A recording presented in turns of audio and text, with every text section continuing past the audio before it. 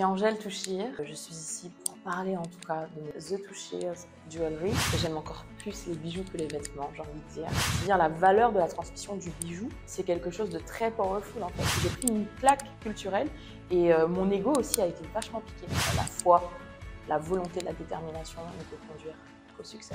Quand deux hommes ont la même volonté, leur force brise le métal. We are storytellers. We are storytellers.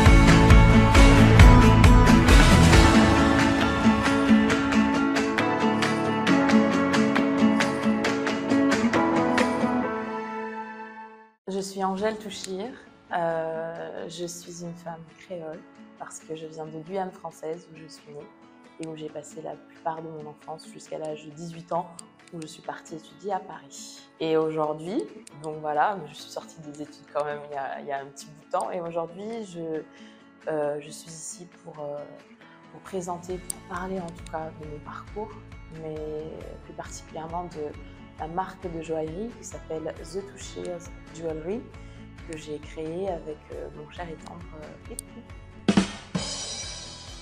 Pour moi, un vêtement, c'est comme une armure et ça définit un peu ton mood, ça définit un peu ton mindset. Donc, je pense que en fonction de ce que tu portes, on est ce qu'on porte, je pense. Je pense vraiment que se vêtir, c'est se parer. Donc, c'est une réflexion de ton mindset, de ta mentalité. Et voilà. J'aime encore plus les bijoux que les vêtements, j'ai envie de dire. Et donc, du coup, c'est pour ça que j'ai eu l'idée, il y a quelques années, de créer une marque de joaillerie, en fait. Parce que pour moi, les bijoux, tu vois, ça remonte un petit peu comme la Madeleine de Proust, en fait.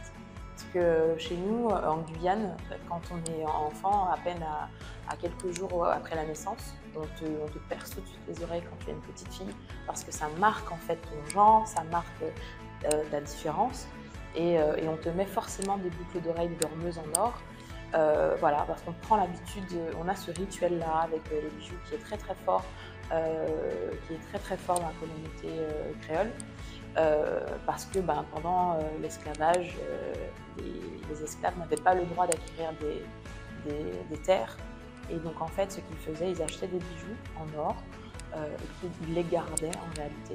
Et c'était ça en fait ce qu'ils allaient passer plus tard à leur lignée. Donc pour moi, le bijou, ça a une valeur culturelle et ça a une valeur émotionnelle et identitaire aussi. Donc pour moi, les bijoux, c'est encore plus fort même que les vêtements. Parce que je pense que tu peux être habillé avec un boubou simple et que tu as une belle parure, tout de suite, ça change la donne, quoi. Mon truc à moi, c'est le spa, le massage. Parce que pendant longtemps, tu sais, j'allais au spa un peu comme toutes les femmes, hein, mais je l'ai inclus carrément dans ma routine bien-être. C'est-à-dire que j'ai le besoin d'aller me faire masser une fois par semaine. Et c'est pas parce que mademoiselle se donne un genre, mais j'ai vraiment constaté que quand tu as une semaine éreintante au niveau de ton travail, que tu as le stress, tu as des challenges journaliers, quand tu te fais manipuler, qu'on te touche, ne serait-ce qu'on te touche la peau en fait, tu vois, et qu'on te manipule, qu'on relâche en fait ces mauvaises tensions que tu as accumulées toute la journée, pendant toute la semaine, ça fait quelque chose.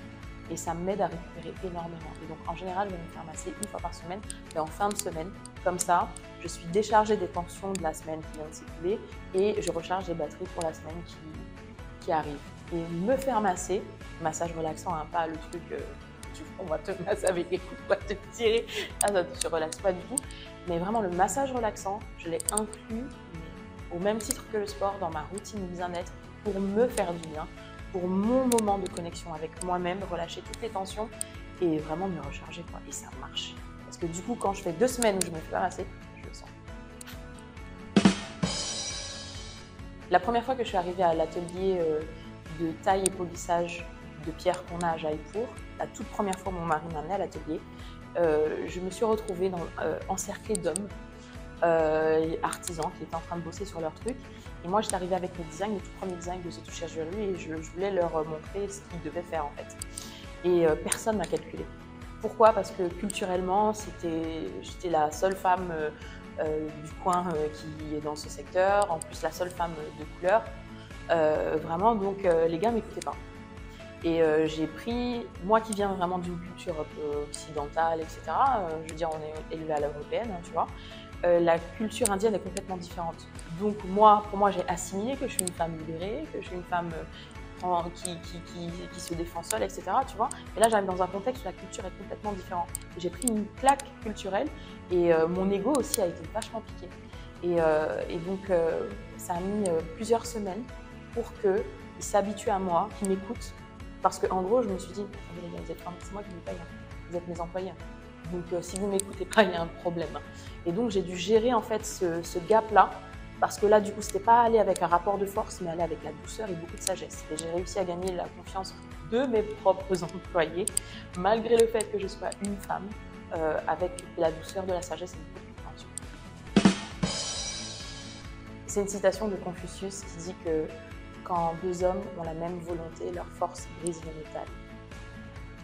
Cette citation-là, je me la répète et je me la dis tout le temps depuis que je suis ado, parce que je pense que véritablement, quand on a un projet, on met la volonté qui va avec, la détermination, et le succès est obligé d'arriver en fait.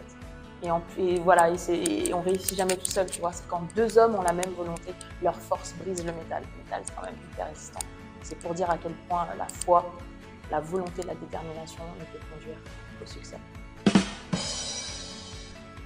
Jésus. J'ai envie de lui dire, vas-y, fonce. Qu'est-ce qui pourrait t'arrêter en fait? Rien. We are storytellers.